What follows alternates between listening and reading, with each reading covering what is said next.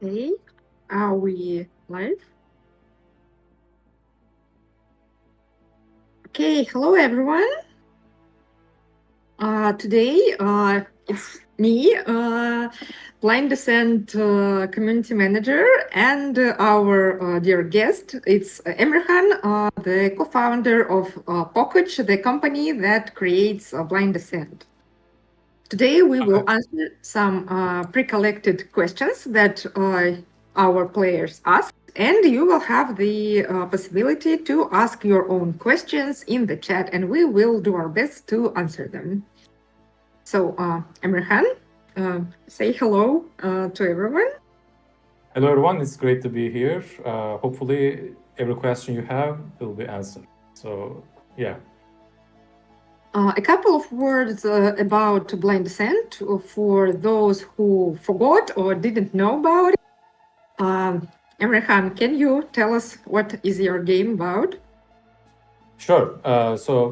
Blind Descent is a survival adventure game set in Martian underground world.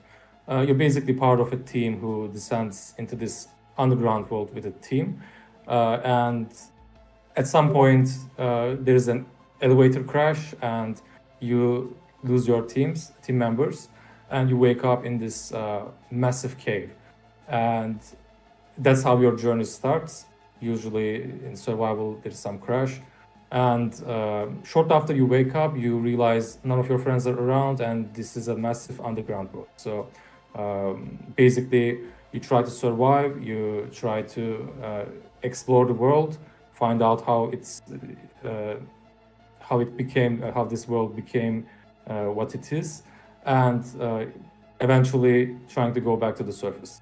So that's very briefly what Blind Descent is. And there is also this unique thing that you will have to change yourself, not change the world around you. So you will have to mutate yourself to survive in this world, because just nature is something bigger than one little person, an intruder. Okay, let's have a look at the playtest trailer that some of you have already seen on YouTube, but let's have a look at it again and see how the beautiful and vibrant world of Blind Descent looks and waits for you. You're finally awake. I recommend initiating a scan of your surroundings. You are 10 miles below the Martian surface. No signals detected. As your AI assistant, I advise immediate adaptation. Becoming a part of the ecosystem is essential for long-term survival.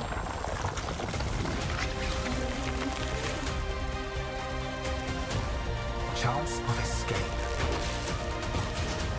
Non-zero. Chance of locating other crew members. Non-zero. Some may still be alive.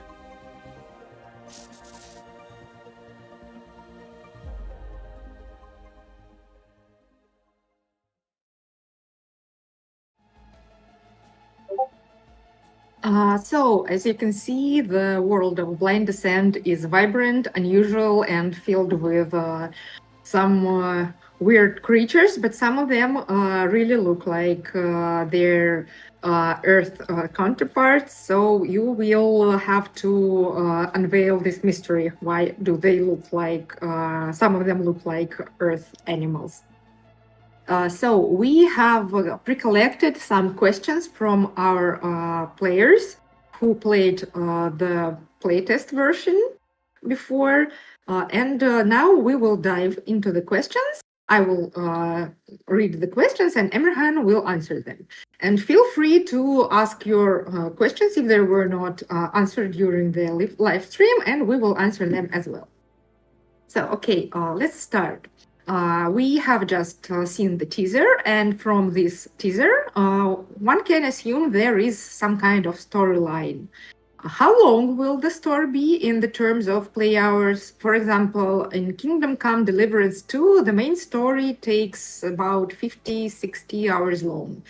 And how long will Blind Ascent go? So with Blind Descent, we definitely have a story in the game, but the way that we have the story is not exactly like Kingdom Come Deliverance. So in Blind Descent, the survival and story, it's both combined together. So when you explore, when you discover places, most of the time it's environmental storytelling and with some interactions with your AI watch, HoloWatch.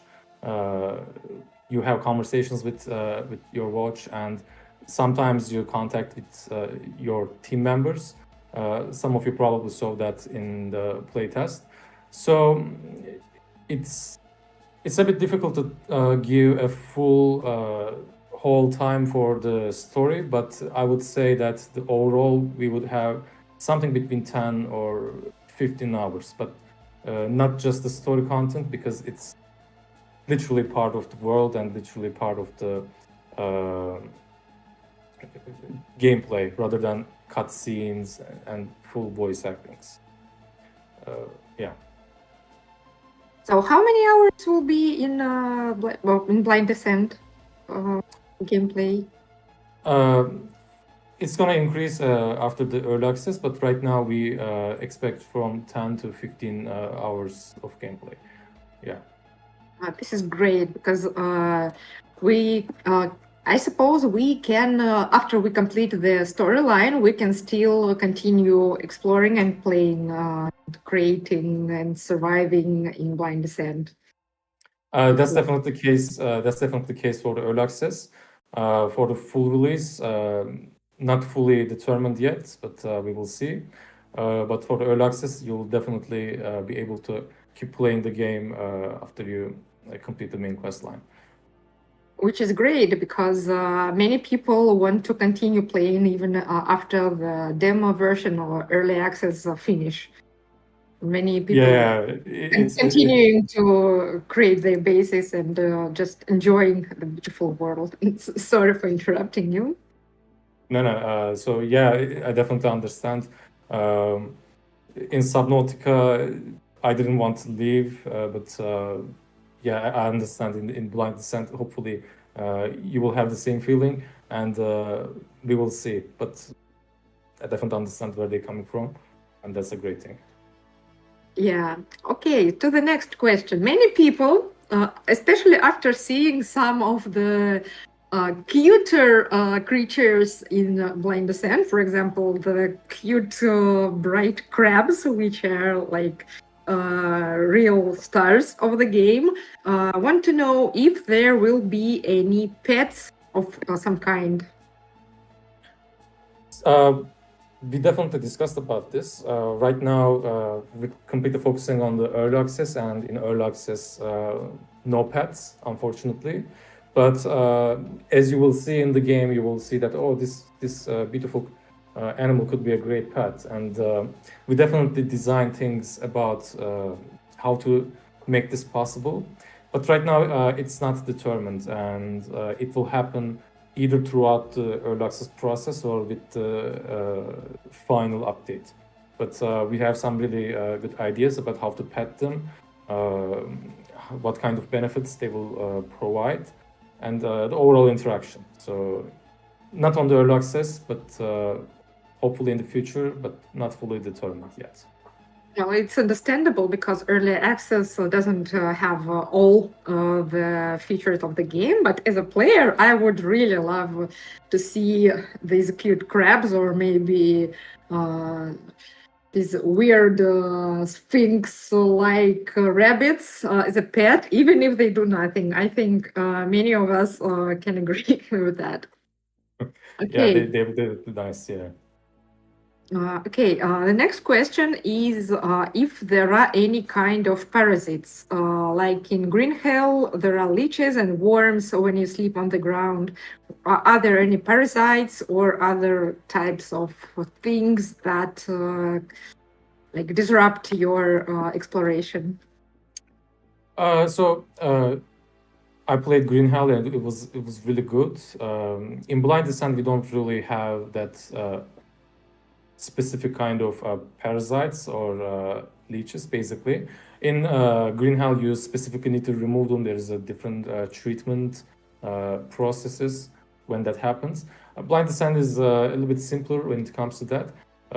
You still get poisoned when you drink water that is not safe or eat unhealthy food, but it's not.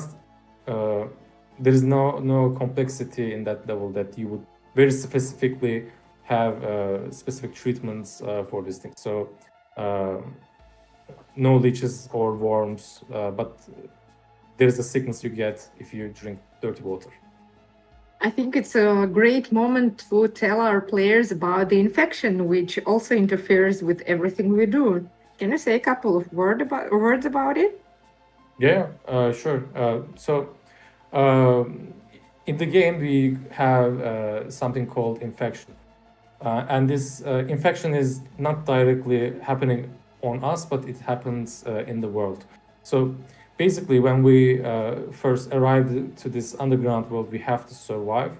To do that, we have to gather resources. But the world itself doesn't want to change. It wants to keep its current state. So when you start cutting trees, when you gather some resources, the nature, the biological defense system that this world has becomes active and starts to realize that things are changing. And from our perspective, like in the game, a human perspective, we start to see some sort of pink infection in the game that starts to cover the very tree that we cut. So you gradually see some pink clump growing on the surface, growing on top of the tree. It takes shape of the tree, and eventually the tree that you cut comes back to life. But it's not happening on its own without anything. So when you build something in the game, you build with the resources from this world, and the infection itself needs to take that resource back as well. So the infection gradually grows and comes closer to your buildings, your items in the world. And if you don't take the necessary steps to prevent that, they take over. And then those things that you shaped, you cut, etc., goes back to the previous state. So it's like a nature defending itself. And from our perspective, it's like an infection, but it's actually just doing its job and something like that. From nature's perspective, we are the infection. Yeah, definitely. If I remember correctly, it also can dissolve your some things you drop on the ground or something. It destroys alien presence where aliens are with this nature. So yeah, it has a lot of things like that. For example, imagine you craft a stone axe. So how do you craft it? You cut a tree, you take a stone. It's taken from the world itself. So it's a target for this infection.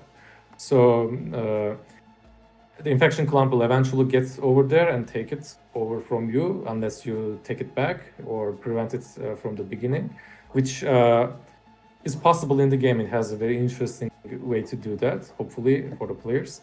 So there are things like that. And if you, let's say, you don't really care about it, you want this infection to just grow and take over things, eventually it's a very nutritious thing, this pink infection, and it starts to draw creatures all around the map. So you will see that some giant monster starting to eat the infection, and naturally it's not safe when that happens.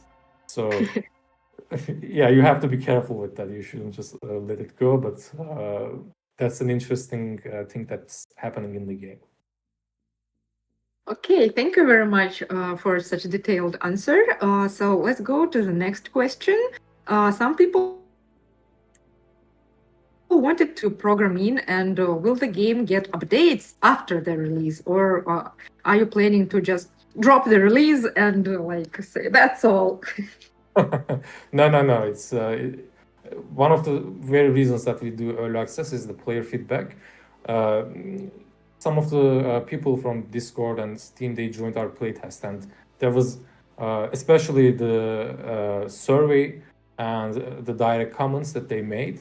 It was super helpful. And right now we're working on the demo as well, and we pay a lot of attention to these feedbacks from people.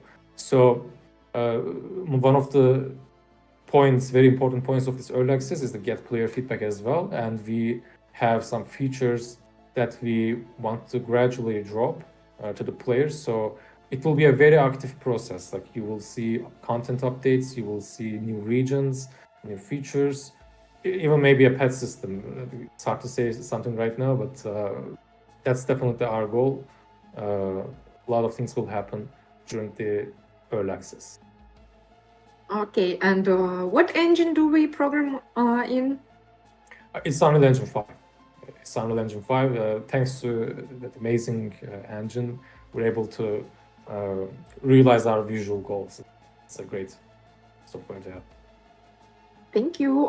Yes, so as you can see, we really use everyone's feedback and we develop the game based on it. So feel free to leave your thoughts about the game, your ideas, your highs and lows you experienced in Discord, in Steam, and everywhere you can. And when you play our next playtest, we kindly ask you to fill in the survey because it helps us greatly. Okay, so to the next questions. Are we planning to add different characters in the game, or will there be just one pre-selected protagonist? Yeah, so in the playtest and in the demo, we only have right now one character. That's because of the production reasons. It's very difficult to, for example, add a new character, new voice lines, and everything, alternative clothes for specific body types. So right now we just have one character, but that's not the case. We will have 4 selectable characters in the game. 2 of them are women and 2 of them are men. So yeah, you will be able to select those characters, but they're not going to be customizable. Like you're not going to be able to add mustache or like change the eyes, etc. It will be a readily available character to choose, basically. After all, the game is like first person, so we don't see our characters like face and everything else. So I think it's not very important if they have a mustache or green eyes or something. Yeah. Okay, thank you. There is another interesting question. If there will be mod support in the early access, and will you use some of these mods for your game, like toggle switch in the settings or something? So people basically want to try and mod our game already to add something from themselves. Yeah, for the early access, unfortunately, no mod plans. For the full release, we haven't decided yet.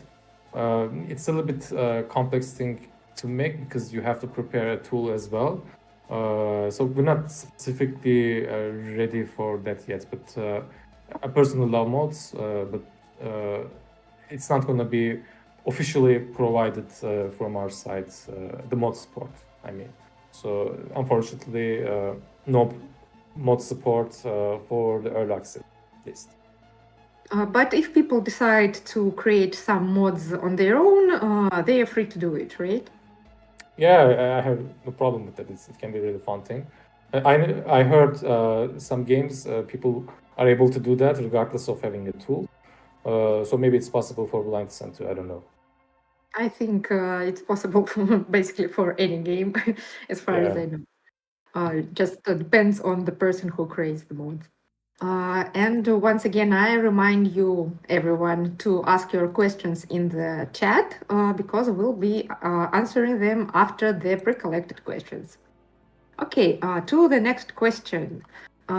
If the game performs well enough, will there be a sequel? Are you planning to do it because maybe in the same area or another planet or maybe some other region of Mars, some other story? Definitely, if it performs well, I would love to see a sequel of Blind Descent. Because when you think about it, it's only natural to make it in terms of the storyline, in terms of the concept. Uh, right now, when you're in the game, it's your first time that you discover the existence of this world. So you're unprepared. You survive without knowing how the world works. And this is just one underground world that we discovered. So why not? There are many others around the Mars. So we don't know yet, but we may figure it out in the game. We don't know just yet. So the concept, the game has a lot of things, and throughout the gameplay, you will find answers for one of your very early questions, but we will also add new questions for players to ask, and hopefully that will be interesting for a sequel. So it really depends, but it would be a very exciting thing to do for us because a sequel means something from And the we discussed original game. Yeah, and yeah, and something. Imagine you didn't know anything, but now you know because this is a big thing. Like you discovered an underground world, so even the rules of survival changed. Everything changed. So we love being creative. So it gives us a lot of ideas to think about. So we will see, and it will be a very great thing to have. But right now, we're focusing on the first game. Which is understandable. And I really hope that our game becomes a real blast because there are so many stories that we can tell about this Martian world. Because our game will show just one little part of this enormous planet. Yeah. Okay, let's go to the next question. As many have seen, many of the animals are Earth-like. And why is that? And will we realize, well, like uncover the mystery about the Earth-like fauna? And will there be any more alien animals? So yeah, this is one of the popular questions we get usually. When we create these animals, these plants, flora, everything, we create them on our own with our art team. So we spend a lot of time and we do them intentionally. So that means that even the Earth-like creatures, they have reasons to be like that. And in the game, you will be in a specific place where you will see why some of the things are very Earth-like, but the other things are not so much. So it's also one of the things that we will answer in the game. So hopefully, when you explore the alien world, when you explore the dungeons, you will find out why it is the way it is. For more alien-like creatures, sure, there will be plenty of more. In the playtest, you only saw the first region, but the world gets much more a different place as you move forward, go to the deeper places, and the things that you will see will be more alien, more bizarre. So yeah, there will be plenty of more alien-like creatures as well. This sounds great. I'm also very excited to see what other animals are hidden there underground on the Mars. Will each biome have its own day-night cycle based on different features of the flora, ecosystem, and everything else? Most of them will share the same day-night cycle because they're very connected. Imagine there's a swamp and there's this tropical area. They're close to each other, so they share the same timeline. but there will be places where there is no time of day, for example. So most of the time, day and night cycle will be shared throughout the world, and in some places there will be no day and night cycle. So that's Teams and generally dungeons how or it works. something like that, right? Or Yeah, dungeons, small pocket worlds, etc. Okay, thank you. Okay, there is one very interesting question. Those who played the playtest version have seen our teammate, someone who died at the column, and they are very concerned about if the guy is going to get a grave or he just gonna lay there in the column forever, like forgotten by everyone. Yeah, it's when we come up with this idea, like one of the team members being there, Hakan, uh, it was actually the first thing that we discussed. So, are we gonna let players to pay their respect and prepare a grave for Hakan or not? Uh, it's something that we still think about. It's not super easy to implement right now, but even without that, there is a design question there. So uh, right now, no specific plans about this, but it's something that we really think about. Maybe not forced, but like a side content. But in any case, there will be a reaction from the world for Hakan's existence there, especially with the infection system and other stuff that we mentioned. So yeah, we will see. Like a timed event, like bury your teammate before the infection destroys him, something like that. Yeah. Okay, thank you. It was really a curious question because it shows that, well, some say that computer games make people cruel and violent, but actually people just want to pet crabs and pay respects to their fallen comrades. Yeah, Okay, yeah. sorry for interrupting you. If there is going to be a geode-like biome, like something glittery or something like that, like crystals, something. Um, so right now we have a specific dungeon with a lot of crystals, like pink giant crystals. I wouldn't call it a biome because it's when we say biome, it usually implies a very big area.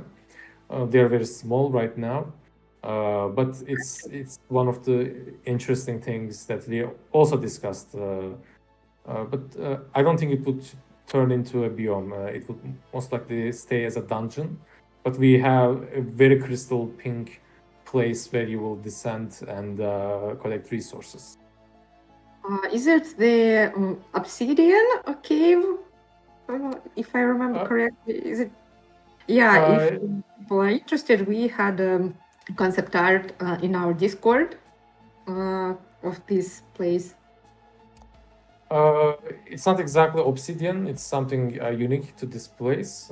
It's like a purple, pink colors, something like that. Very, very giant and tall crystal rocks, basically. And you descend there with something like a rope, and then you explore the area and gather some resources. Thank you. Well, it's a nice idea and one of very beautiful locations in the game, which is also cool. Okay, there is one more very interesting question. Overall, would you say making the game has been troublesome? And if so, what were the most annoying bugs and the most difficult features that you had to implement so far? I mean, it would be a lie if I say it was easy. It was it was a very, very long journey, and we definitely had a lot of difficult time. First of all, just because of it's time consuming. You see certain ideas, certain implementations don't turn out to be so well as you imagined. So it leaves you in a situation where you remake all the stuff. And for Blind Descent, I can say that we remade a lot of stuff a couple of times. Even the map itself went through major revisions, I guess around 5 times or maybe even more. So, and I'm talking about the whole map here. So it's a very, very, very difficult thing. If I was to talk about an annoying bug, usually in game development, bugs are easy as soon as you figure out the reason. So you just try to replicate and try to find the reason. And the most troublesome bugs are usually related to things that is very difficult to replicate or find the reason. So back in the day when we upgraded our project to Unreal Engine 5, there was this new plugin that we were not aware of. It was basically an editor tool for level design and 3D modeling, and it had nothing to do with the gameplay. But in the game, the animations become very jittery, like if you were playing in 5 or 10 FPS, constantly freezing, going crazy, especially when you move fast, something like that. It was very, very, very difficult to find the reason for it, and we actually ignored for a while that issue and tried to focus on other parts. But eventually, someone in the Unreal Engine forum, they find the issue, and then we just disabled one tick in the settings, and then everything fixed. So sometimes, sometimes bugs can be very simple, or the solution can be very simple as just disabling the plugin. But when you don't know if it's connected or where to look, it can become very annoying because it's like it can be thousands of things, and that's the challenge. Yes. So yeah, I would say that's As I that was understand, it. the most important part is to find the reason. Yeah, that's a very difficult thing when it comes to that. But I can say that, as far as I remember, during the playtest, we successfully found most of the bugs and fixed them, with patches, like on the go, which is Yeah, very good. players are very, very, very helpful with that too. So here's the thing: we as a developers, we become a little bit blind to what we make because we keep playing in a certain way. Usually, we play the way that we designed. So, for example, if I want to start a campfire, I know how to start a campfire and cook food because I personally implemented it. But when a player plays the game, they usually don't know and they try to figure out and try new things. And suddenly they find a new bug because things are done in a way that was really designed. Yes. So it's super helpful when that happens and very interesting. So community helped a lot there too. I was specifically reading the comments on Discord and from the bug reports basically. So yeah, everyone who will play our demo version, feel free. Don't think that you will make us sad or something or offend by saying that the game has bugs, because it's a normal part of the development, and your comments and your critique helps us greatly. So feel free to tell us everything, including the bad parts. Okay, there is another question about some other games that are similar, a little bit similar to Blind Descent. Someone wants to know if we are not afraid of being too similar to Subnautica or some other titles in the genre, because many people see the resemblance. And how are we going to make the experience and atmosphere of Blind Descent feel unique and authentic? I think that's a great question, and we hear this question often. So, Blind Descent is a survival game, and it has a lot of inspirations from the previous survival titles. Subnautica is one of them. Green Hell, Grounded, and many other titles before our game. We share some similarities because it's the same genre. They implement same mechanics. So usually it's possible to draw some similarities there. But when I think about Blind Descent, we have some unique aspects of the game that makes us different.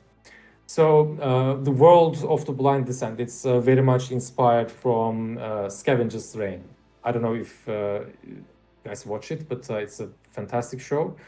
So basically, the world itself is a very important part of Blind Descent. It's alien, it's strange, it has its own rules, and if you adapt to this world, you may survive. It's not certain, but you're likely to survive. And if you try to set your own rules, the world fights back. And one of the examples is the infection system.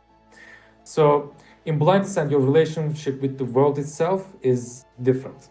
For example, usually as a human, when we survive some environment, we build things that are based on human technology, like very advanced armor, a weapon that separates us from the world itself. It makes us something different.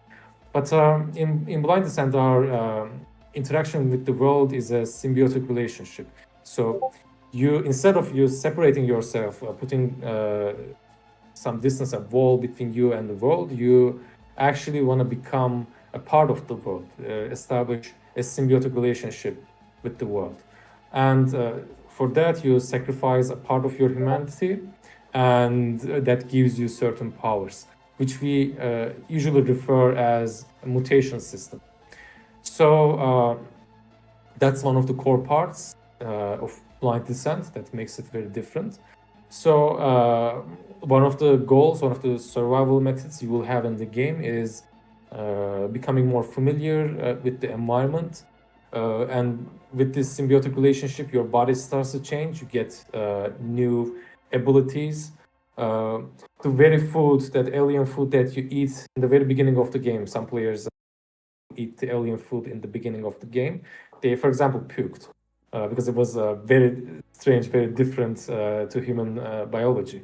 But as you become a part of this world, you start to realize that, oh, it's a very delicious food actually. So you start to love that alien food, and you kind of lose the human part, and suddenly French fries, a hamburger, it becomes toxic for you, or something that makes you want to puke. So it depends on how far you go. So there are so many interesting things, interesting results of your interaction with the world. And hopefully that will be one of the core parts of Blind Descent and what makes it different from other survival games. Well, I hope yeah. too that Blind Descent will become something very distinctive and not like other games of the genre. Okay, the next question is what made us come up with the idea of an underground ecosystem? Yeah, so the idea of making an underground survival game, it first came from Deep Rock Galactic. We saw some underground place, mining, etc. And we thought about how about a survival in an underground world, but in Deep Rock Galactic, it's a dark world and it's mostly focused on mining. So we thought about certain ideas, for example, Journey to the Center of Earth. It's a very lovely place and it's delightful, it's vibrant in Journey to the Center of Earth. But some people also recognize some similarities Ice Age 3. So basically, Journey to the Center of Earth, Ice Age 3, these were the first very early inspirations for an underground ecosystem. But we took a lot of inspirations from other things as well, Hollow World and other underground world ecosystem concepts as well. But it was mostly like Deep Rock Galactic, Journey to the Center of Earth, and Ice Age 3. I think this question is a great moment to have a look at some of the screenshots from the game. And Emrehan, will you kindly comment and explain to our audience what is on the screenshots, please. Yeah, sure. Yes, okay, let's see the screenshots now. Okay, so these are giant plants. Can you tell us something about them? Yeah, so you see a fire. So you see some a bird-like a creature, an insect flying insect, a firefly, a giant firefly flying through this between these rocks. So there's this carnivorous plant that is very reactive to any movement, and shortly after the some movement, if that firefly gets very close, it will be eaten. So that was just before that moment in this screenshot. You Can you see tell that. us as Yeah, well? sure. Uh, so when you explore some jungle, please pay attention to your back because sometimes you might escape from some danger and there might be some giant plants like this just behind you and try to eat you. Yeah, So very be tricky. careful. Okay. Sorry for interrupting. Okay, we can go to the next screenshot.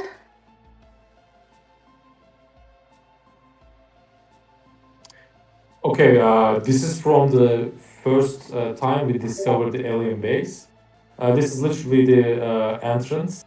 Uh, so yeah, you see the corridors, you see very different architecture, and here, you know, one of the very questions player asks is that how this underground world is become to life, like how is it even possible? And questions like this are answered places like this most of the time. And this is the very first alien base that we discovered in the game. And this is just one of the corridors. Okay, thank you very much. To the next slide, please.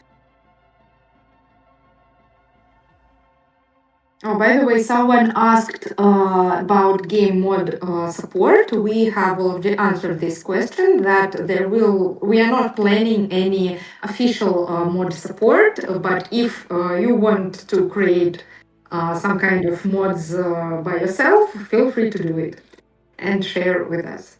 Okay, so this beautiful place, what is it? Okay, so this is our second alien dungeon. So basically, this is my favorite place right now in the game. Even going there is a very adventurous thing to do. You basically grab your boat, you craft a boat from some creature, and then with that boat you have a small rafting experience. We call this area submerged tunnel, so it's filled with a lot of water, and there's a backstory of that you will discover. And this is the moment where you enter to this area after your rafting. Like you go through cave rivers and you journey through the underwater caves, etc. And you finally welcomed with this area. And you put your boat aside and start walking through the alien base. And it's going to be a huge exploration for the players. And we wanted to have these blue tones, mysterious, a little bit magical and fantastic actually tones in that area, basically. Okay, we have a new slide. It's some kind of tree with beautiful vines. What is this tree? It's right in front of the Giant's Lake, a very important place in the game. It's one of the cool places if you want to build something that sees everywhere. It's one of the cool places you can go. Yeah. Thank you. Okay, we can go. I have a question about the previous slide. Will we be able to reach this beautiful place in the demo version of the game? No, demo will be. We'll be waiting then. Yeah. Okay, now we can see some kind of firefly here, right? Yes, it's raining. There's a firefly. So when these birds usually, these insects usually start appearing closer to nighttime. They look very good. They, if you happen to forgot crafting a torch or something like that, they're very helpful, especially during night. And you can craft some very interesting things with these creatures as well. Can you catch one and use it as a torch? Yes, yes, like a lantern. Imagine you build a lantern, you put this creature, but you need to carefully catch it. If you just hit it with a arrow or a sword, you end up damaging the glowing part. So there's a way to catch them. Stops glowing? Hmm? If it dies, it stops glowing or not? Or do You you know, have one to time, life to use it? so the slowing part is very big, so it's easy to damage there. So you shouldn't like hit the creature in order to get it in a functioning way. Okay, this is a very interesting part that we can use the insect to glow. And here is one on the previous stream where we talked about Blind Descent the first time. There was a small flash mob, and players asked us about mosquito romance. We still haven't decided that there will be mosquito romance. I'm very sorry for that. You can't romance the mosquito, but here you can see one of these giant insects. I suppose. I don't think there is much to say about the mosquitoes. Yeah. Just one of the things, so we talked about making a special costume with this butterfly, but yeah, no plans for now yet.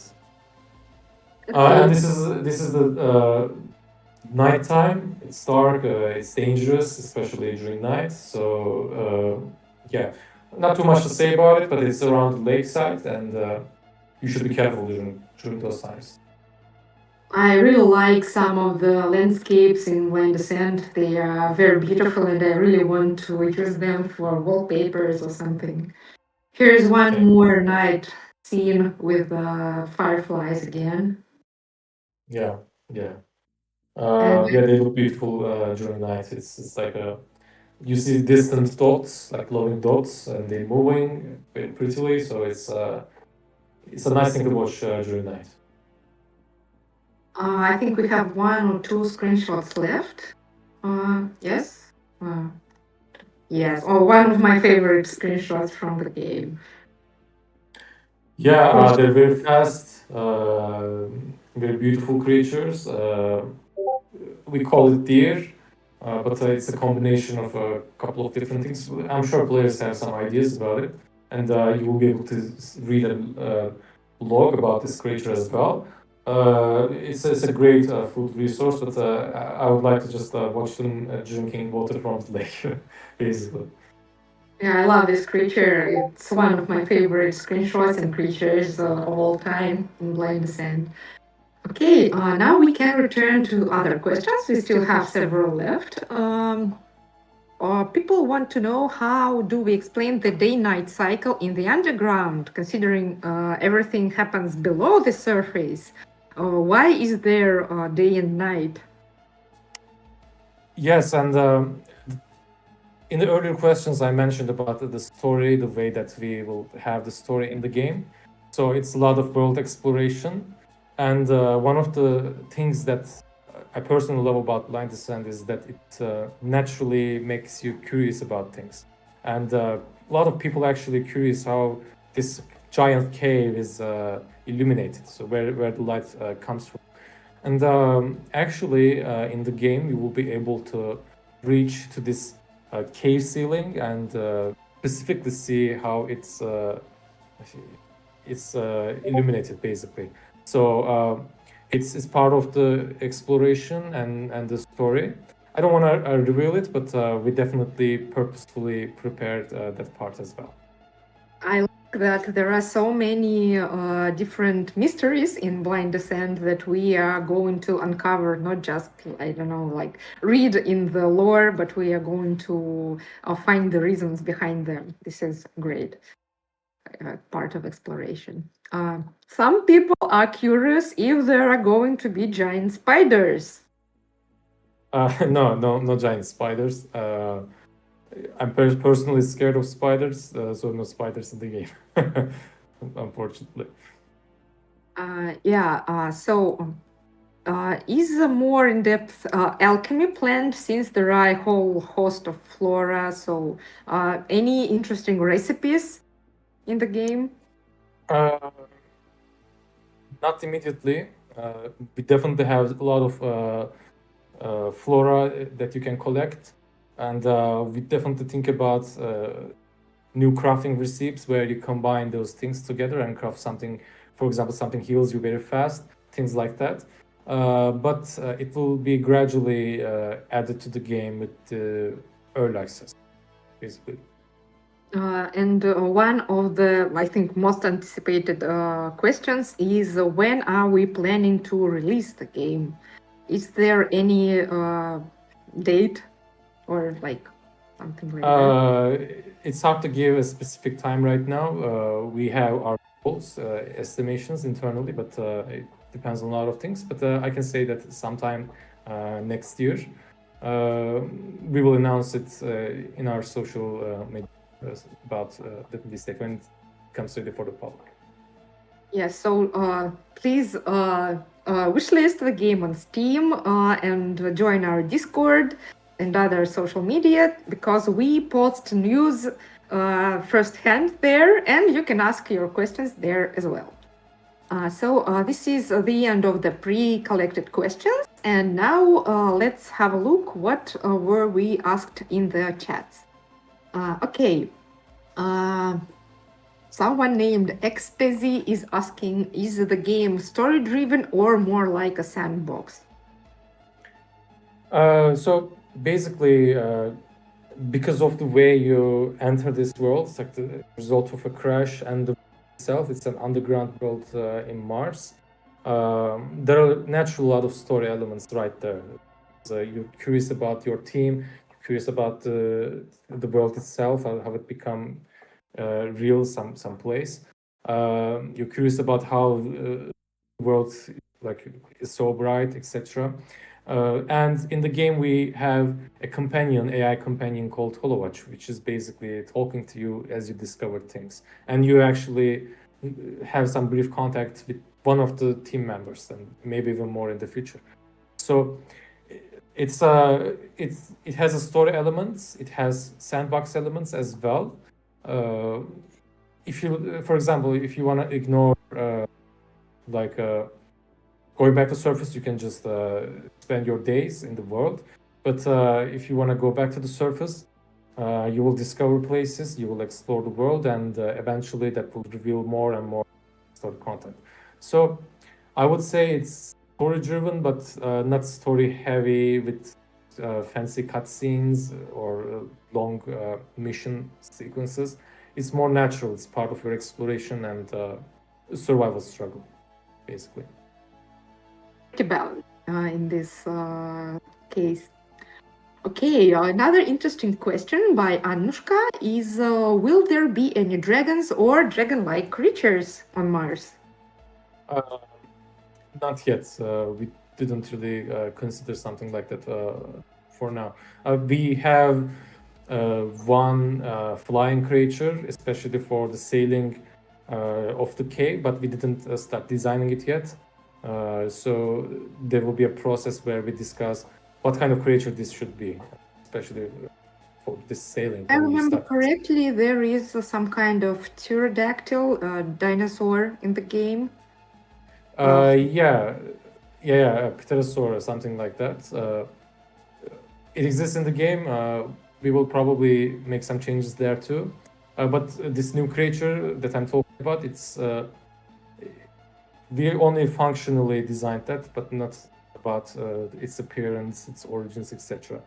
So the appearance can be anything. It's not determined yet. So very curious. I myself am very excited to see what this thing is. Okay.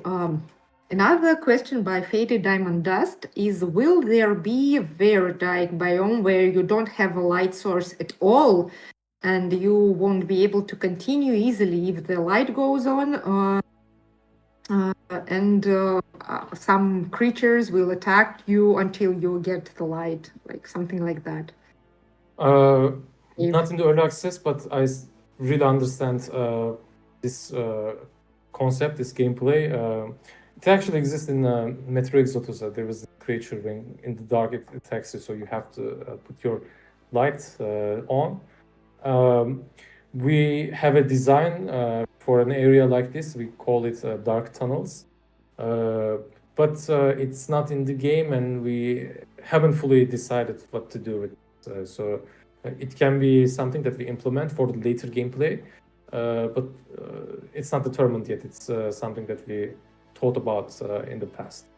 It's a curious concept, though, but we will have to stock up on fireflies to go to that Yeah. area. Probably. Okay. Will there be? Someone asks. I'm not sure how to read this nickname. I'm really sorry. Will there be any riding or flying on creatures? Some kind of mounts? Not on the early access. Maybe during the early access updates, but it's a very complex thing, especially flying, because the way you need to reach to certain places in the game, if we just implement flying, then it will change the whole thing, because suddenly you will be able to reach out to places in a very easy way. So flying is especially very difficult in that part. For riding, we have some plans, but it's not confirmed yet to see how things go. Yeah, and I also think that the Martian creatures are pretty difficult to tame, and we should focus on surviving rather than taming them. But maybe if we become alien enough, we could just talk to them or something. Yeah, they might even offer offer a flight or something. Yeah. Okay. Another question by Digital Kai. I think that's how it's pronounced. No multi-leg spiders or tentacles monsters with many arms or something like that. Like There is something we called Gumpleg. It has a lot of legs, but it's not exactly in a shape of spider, but it has plenty of legs. And it's one of the most dangerous creatures in the game. You will see it, and it will have its own region. Will we meet it in early access, or do we have to wait until the release? Hopefully, we will meet. There is even if we can't, it will be one of the first updates. So it will be something that we will see very soon. I'm excited to meet them. I think these are all the questions that we collected during our live stream. What else did I wanted to say?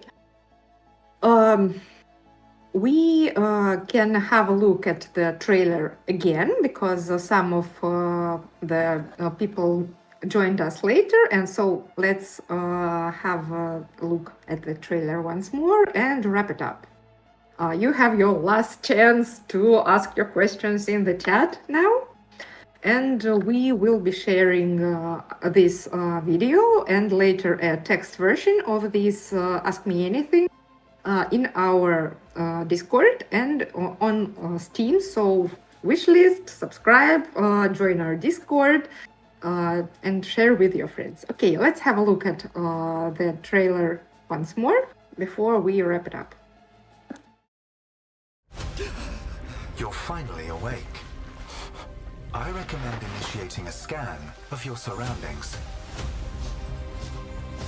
You are 10 miles below the Martian surface.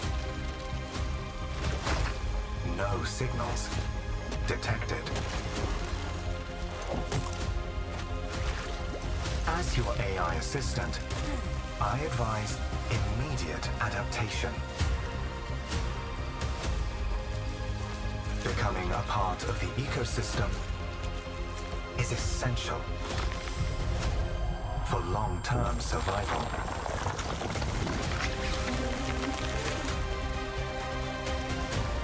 Chance of escape. Non-zero. Chance of locating other crew members. Non-zero. Some may still be alive.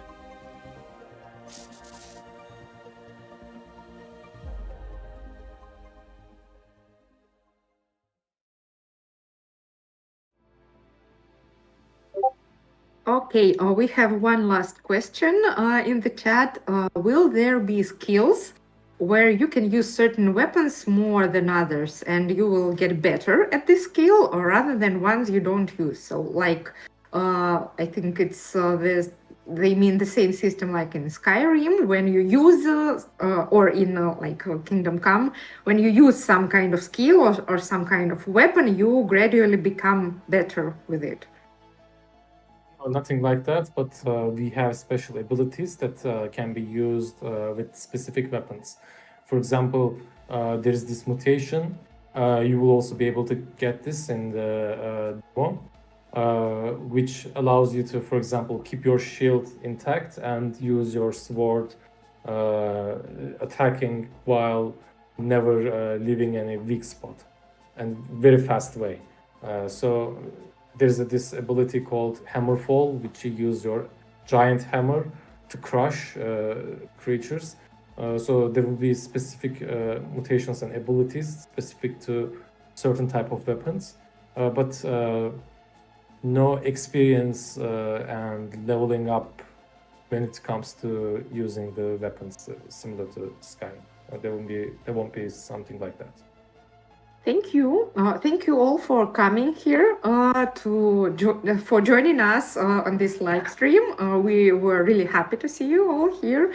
Thank you, Emrehan, for answering all our questions today. I think it's not our last live stream, and I think we will see each other again sometime soon. And also, I want to remind everyone that Blind Descent starts the demo version on the 13th of October during the Steam Next Fest. So please join wishlist, and you will be able to play the game, to try it yourselves with our improvements and new content in just a little bit more than 2 weeks. Thank you, everyone. Thank you, Emrehan. Thank you. See you. Bye-bye. Bye.